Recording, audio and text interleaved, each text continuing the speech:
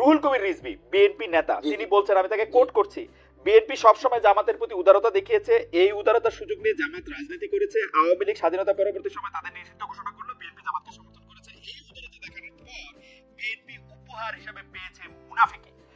মানে স্বৈরাচারী এরশাদের বিরুদ্ধে আন্দোলন করছে, মুনাফেক জামাত আওয়ামী লীগকে সঙ্গে নিয়ে নির্বাচন করছে, ইত্যাদি ইত্যাদি ইত্যাদি। বড় কথা, এইটাকে আপনি আসলে কি হয় দেখেন, বিএনপি আর জামাতের বিরুদ্ধে একটা দূরত্ব মধ্যে একটা দূরত্ব সৃষ্টি হয়েছে এবং বিএনপি জামাতকে এক ধরনের শত্রু হিসেবে দেখতেছে, জামাতও অলমোস্ট তাই। এটাকে আপনি কি হয় দেখেন? আমি ধরুন রিজভী অত্যন্ত দায়িত্বশীল জায়গায় দাঁড়িয়ে এই ধরনের শব্দ ব্যবহারটা আমি মনে করি রাজনৈতিক প্রজ্ঞার লক্ষণ নয়। আমি জামাতের অনেক ভুল থাকতে পারি, জামাতকে নিন্দা করতে পারি।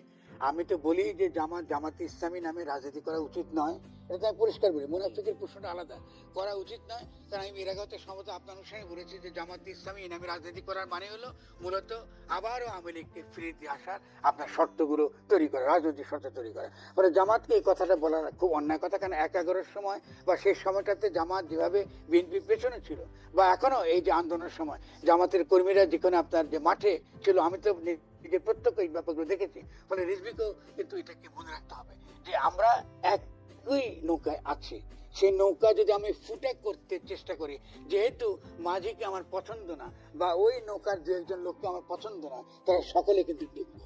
এটা ভুল, এটা ভুল তার মন্তব্যগুলো। এই মুনাফিকের শব্দটা খুব খারাপ শব্দ। বিশেষত ইসলামের দিক থেকে তাকালে এটা খুবই খুবই খুবই একটা নিন্দনীয় শব্দ, যেটা আমরা একটা রাজনৈতিক দলের কাউকে আমরা এটা বলা উচিত না। কারণ আজকে তার সঙ্গে বিরোধ থাকতে পারে, আগামী দিনে তার সঙ্গে আমার মৈত্রীর জায়গা তৈরি হতে পারে। এর আগে তো মৈত্রী ছিল, এখন পার্থক্য হয়েছে, আগামী দিনে আবারও মৈত্রী হবে। গণঅভ্যুত্থানের সময় তো মৈত্রী হয়েছিল। আপনি ছাত্র দল বলুন কি বিএনপির কর্মীরা বলুন আর শিবির কর্মী কি জামাতের কর্মী বলুন, একইভাবে তো রাস্তায় লড়াই করেছে।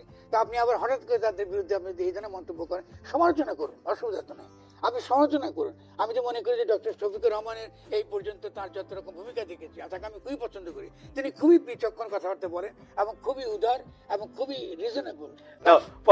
উনার কথা যখন আসলোই একটু এক লাইনে এটা জিজ্ঞেস করে ফেলি যে আপনি কি মনে করেন, উনি যে বললেন বাংলাদেশে মাত্র দুইটা শক্তি হচ্ছে দেশপ্রেমিক, একটা হচ্ছে জামাত ইসলামী আর একটা হচ্ছে সেনাবাহিনী, এইটা কিরকম ঠিক ঠিক এই মানে এইরকম কথা কওয়া? এটা বলে উনি নিজেকে একটুখানি বিপদে ফেললেন। এটি মনে হয় যে সেনাবাহিনীর সঙ্গে তার একটা কোন একটা আঘাত গড়ে উঠেছে, তিনি সেনাবাহিনীকে বিপদে ফেলে দিয়েছেন। আচ্ছা আচ্ছা এটা খালেদ বলি, এগুলো যদি এটা হচ্ছে আপনার বিচক্ষণতার অভাব। এটার জন্য ওনাকে আমি নিন্দা করবো না, আমি তাকে যে বিচক্ষণতার প্রশংসা করলাম, এই ক্ষেত্রে তিনি বিচক্ষণ মন্তব্যটাকে আমি দেখেছি। এটা আমি মনে করি যে এটাতে তিনি ক্ষতিগ্রস্ত হবেন না, সেনাবাহিনী ক্ষতিগ্রস্ত হবে। কারণ আপনি এখন খেয়াল করেন এই বর্তমান পরিস্থিতিতে খুবই ক্ষতিকর নাজুক পরিস্থিতি, সবচেয়ে নাজুক পরিস্থিতি বাংলাদেশ সেনাবাহিনীর। আপনি তাকে ম্যাজিস্ট্রেসি দিয়েছেন এবং তাকে যখনই আপনি তার কোন একটা ভূমিকা সে পালন করতে যাবে, সে জনগণের বিপক্ষে সে দাঁড়াবে এবং এই বিপক্ষে দাঁড় করানোটাই এখন কিন্তু দিল্লির কৌশল। এই বিপক্ষে তারা দাঁড় করাবে কোনো না কোনো ভাবে। এবং আপনি এই যে আপনি এখনকার যে কি বলে আয়নাঘর টানাঘর এগুলোকে যেভাবে আমরা দেখছি, এটাকে যে নাটক করে দেখছি, এটারও কিন্তু একটা ক্ষতিকর দিক আছে। আপনাকে হয় বিচার করতে হবে, বিচারটাকে ত্বরান্বিত করতে হবে, সঠিক বিচারটা করার ব্যাপারটা আমাদের দরকার আছে। আমাদেরকে ড্রামাটাইজ করা এটা আমাদের দরকার নেই। আমাদের এখন আমাদের সেনাবাহিনীর দুর্বল জায়গাগুলোকে মনে রেখে সেই জন্য এই মুহূর্তে এমন কোনো বিপদে না পড়ে সেটা সতর্ক থাকাটা আমাদের খুব দরকার।